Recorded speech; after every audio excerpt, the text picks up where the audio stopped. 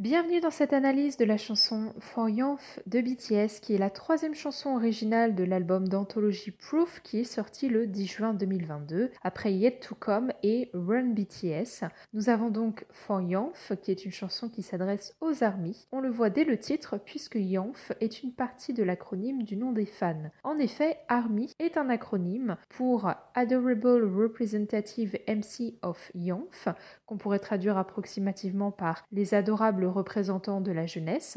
Youngf fait donc référence à la dernière lettre du nom des fans, à cette partie de la jeunesse qui a aimé la musique de BTS et qui les a accompagnés dans leur carrière. Car à leur début, BTS se présentait aux médias en expliquant que le nom du groupe faisait référence au fait qu'ils voulaient combattre l'oppression et les préjugés à l'encontre de la jeunesse. Voilà pourquoi leur nom coréen est composé du mot Bangtan, qui signifie pare-balles, l'idée étant de représenter une protection pour cette jeunesse. La chanson commence avec les paroles suivantes. Si je ne t'avais jamais rencontré, que serais-je devenu? Chaque fois que tu me manques, ces mots qui sont devenus une habitude, c'est si vrai. La chanson commence avec une question que les membres de BTS se posent, et on comprend tout de suite qu'il s'adresse aux ARMY, notamment avec la partie Que serais-je devenu? On est dans le contexte d'un album d'anthologie qui revient sur les 9 années d'existence du groupe. Je l'ai dit, le titre fait directement référence aux fans, et évidemment ceci joue un rôle essentiel dans une carrière artistique. Cette question revient régulièrement chez BTS. On le voit avec l'emploi de termes qui marquent une récurrence comme chaque fois et une habitude. Alors que j'ouvre les yeux, nous sommes 10 ans en arrière, quand nous nous promenions à Nonyeongdong, quand on pleurait et riait si facilement. On va avoir ici un saut dans le temps. La phrase « lorsque j'ouvre les yeux » marque le changement temporel. On a l'image de BTS qui est transportée dans leurs souvenirs de l'époque, cette époque où ils étaient trainees avant leur début. On a l'indicateur temporel 10 ans, comme le groupe existe depuis 9 ans. Évidemment, les 10 ans en arrière font tout de suite penser à cette période de trainee. On a également le nom du quartier où l'agence Big Hit Entertainment et le dortoir de BTS se trouvaient à l'époque, Nonyeongdong. On a aussi l'évocation de changements d'humeur assez rapides où BTS passe de la tristesse à la joie facilement avec la phrase « quand on pleurait et riait si facilement ». Déjà le si facilement, ça donne l'idée que tout était plus simple à l'époque et puis aussi ça permet d'évoquer le temps de l'adolescence parce que c'est une période où les émotions ne sont pas tout à fait canalisées et maîtrisées et donc on va avoir plus facilement des changements d'humeur assez soudains. Tout ceci participe à dresser le portrait d'une époque plus naïve de BTS avec une certaine mélancolie qui transparaît puisque les souvenirs, on le voit ici, ne sont pas montrés de manière négative. Après beaucoup de saisons, alors que j'ai enfin réussi à regarder en arrière, tu es toujours là avec nous, ensemble, et chaque seconde durait toujours. On va avoir ici une phrase qui marque un retour en arrière après beaucoup de saisons. Une année étant composée de saisons, le fait de les évoquer, c'est une manière d'évoquer les années passées. La phrase suivante, alors que j'ai enfin réussi à regarder en arrière, est en lien avec alors que j'ouvre les yeux. Encore une fois, les yeux et le regard, surtout, sont associés aux souvenirs de BTS. Et BTS choisit ici de mettre en avant le temps que les ARMY ont passé avec eux. Il souligne le fait que les fans les accompagnent depuis longtemps, avec l'emploi de toujours. Toujours ici va couvrir le temps écoulé entre le passé et le présent, et va être à nouveau utilisé, mais cette fois-ci pour parler des moments partagés avec les ARMY. On voit que la relation aux ARMY, elle est presque hors du temps, parce que les termes temporels employés pour en parler n'ont pas de début et de fin. Toujours donne également cette idée d'éternité, donc finalement hors du temps. Mon cœur qui ne pouvait pas être mesuré, ma vie qui était sur une pente glissante, ces nuits quand je posais ma tête sur l'oreiller, souhaitant ne plus me réveiller. On va avoir un passage qui va mettre en lumière le rôle que les ARMY ont joué dans la vie de BTS. On voit ici le positif apporté par les fans grâce à une description négative de l'état psychologique du groupe. Maintenant, cet endroit où tu es est une nouvelle maison pour moi, parce que je reviendrai toujours, ne t'inquiète pas, parce que chacun de tes pas deviendra un chemin. Ici, on va avoir une référence à la chanson Home, issue du mini-album Map of the Soul Persona qui est sorti en 2019. BTS disent que les ARMY forment une maison pour eux. Peu importe où ils se trouvent physiquement dans le monde, si les ARMY sont là psychologiquement, ils éprouvent le même réconfort, le même sentiment de sécurité et d'appartenance que lorsqu'ils sont chez eux. Le fait que les fans soient présentés comme une maison implique l'impossibilité pour BTS de les quitter. Parce que on peut partir de chez soi un certain temps, mais on éprouve toujours cette nostalgie de sa maison et aussi ce besoin de revenir chez soi. Et il en va de même pour BTS vis-à-vis des ARMY. Et d'ailleurs, cette idée, elle est mise en avant par les traces de pas des ARMY qui deviennent un chemin à suivre pour BTS afin de pouvoir les retrouver. Si je ne t'avais pas rencontré, que serais-je devenu? Chaque fois que tu me manques, ces mots qui sont devenus une habitude, c'est si vrai, tu es mon meilleur ami pour le reste de ma vie. Après cela, on va avoir cette reprise des premières paroles de la chanson, mais cette fois avec l'ajout de la phrase « Tu es mon meilleur ami pour le reste de ma vie ». Encore une fois, on insiste sur l'intemporalité du lien qui unit BTS et les ARMY. Pour le reste de ma vie, c'est encore une fois prolonger la relation de manière indéfinie, c'est y apporter également le message qu'il n'y aura pas de rupture. C'est pourquoi, lors d'un mariage, les époux se promettent de s'aimer pour le reste de leur vie. Donc ici, on a un peu cette idée de serment que les membres de BTS font à leurs fans. 1, 2, 3, la façon dont on se synchronise, je ne peux pas l'oublier chaque instant. Alors 1, 2, 3, c'est ce que BTS fait avant de se présenter. Ils décomptent, ils disent 1, 2, 3, bonjour, nous sommes Bangtan Sonyeondan.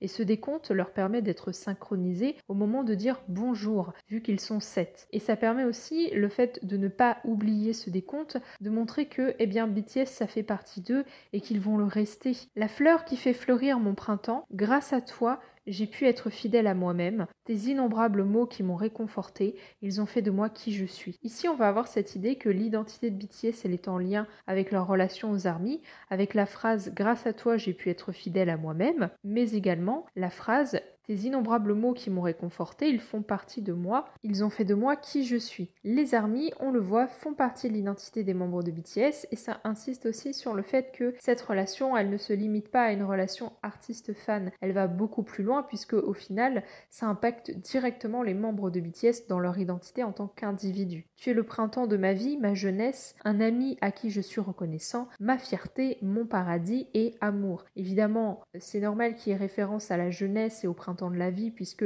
BTS a commencé très jeune. Aujourd'hui, ils sont dans un âge un peu plus adulte, mais c'est vrai que la rencontre avec les ARMY et le parcours avec les ARMY s'est fait au moment de la jeunesse. Et puis, on va aussi avoir une référence à plusieurs chansons. Alors là, je vais vous traduire les notes de l'ARMY qui a traduit le texte coréen en anglais. Moi, je m'appuie sur sa traduction en anglais pour faire la traduction en français. Mais à propos de la dernière phrase, « Ma fierté, mon paradis et amour », elle a écrit que ça faisait référence à la chanson « Heure » et plus particulièrement à la partie de Suga. Puisque Suga dit les paroles suivantes « Peut-être que je suis ta vérité et ton mensonge, peut-être ton amour et ta haine, peut-être que je suis ton ennemi et ton ami, ton paradis et ton enfer, parfois ta fierté et ta gêne. » Et elle trouve également que ça fait référence au solo de RM Trivia Love, avec notamment les phrases « Tu es ma fierté, ma fierté, tu es mon amour, un et unique amour, un et unique amour. » Et donc dans ce passage, on voit à travers cette phrase la référence à d'autres chansons de BTS. Encore une fois, BTS va insister sur le positif que les ARMY leur ont apporté. Il faisait noir de tous les côtés, au milieu des ténèbres un ray de lumière, quel soulagement que ce soit toi, parce que quand nous sommes ensemble, nous brillons. Donc ici, on va avoir cette métaphore des ténèbres et du ray de lumière, le ray de lumière étant les ARMY dans les ténèbres psychologiques que vivent BTS, pour symboliser ce lien et surtout ce positif que les ARMY ont apporté dans la vie de BTS.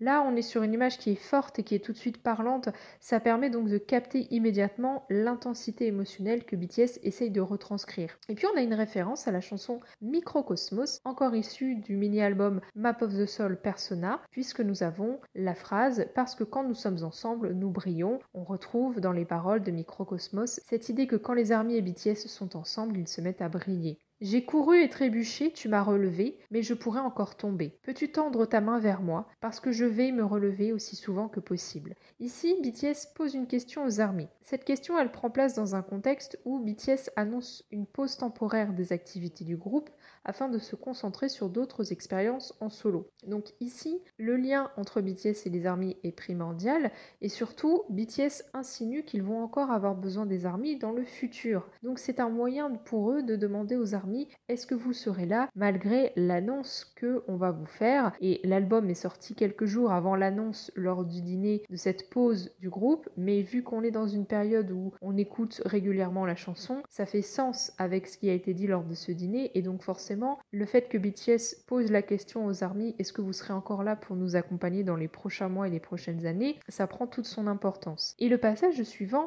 va être d'autant plus important qu'il va constituer une réponse de la part des ARMY. Quand on est épuisé, c'est ok de faire une pause. En t'attendant, je serai toujours là, en rêvant du moment où nous nous reverrons. Je ne veux vraiment pas le dire, mais... Ce passage, selon moi, il pourrait être prononcé par les ARMY qui réagiraient à cette annonce de BTS et leur dire « Ok, faites une pause, vous en avez besoin, il n'y a pas de souci ». Ça a aussi peut-être été un moyen pour BTS de se rassurer lors de l'écriture de la chanson parce qu'il devait quand même être plein d'appréhension d'annoncer cette nouvelle aux ARMY. On voit que c'est pas forcément quelque chose de très positif, on le voit avec la phrase « Je ne veux vraiment pas le dire, mais », puisque évidemment BTS et les ARMY n'ont pas envie d'être séparés, mais il y a aussi cette compréhension de la pause qui est un besoin nécessaire pour l'équilibre des membres du groupe. Et puis on va avoir le dernier passage de la chanson qui va revenir sur un regret du groupe. J'aimerais pouvoir remonter le temps à l'époque où tout était facile. J'aurais dû te dire ces mots plus souvent. Je serai avec toi pour le reste de ma vie, le reste de ma vie. Ce regret, c'est celui de ne pas peut-être avoir assez communiqué avec leurs fans concernant ce qu'ils ressentent, notamment pour leur dire que ce lien qui les unit ne va pas être impacté par cette pause des activités en groupe, en tout cas du côté de BTS. Actuellement, BTS, ils sont dans un contexte où ils sont fatigués par 9 années non-stop dans l'industrie de la K-pop. Et puis on a aussi le service militaire qui arrive pour eux.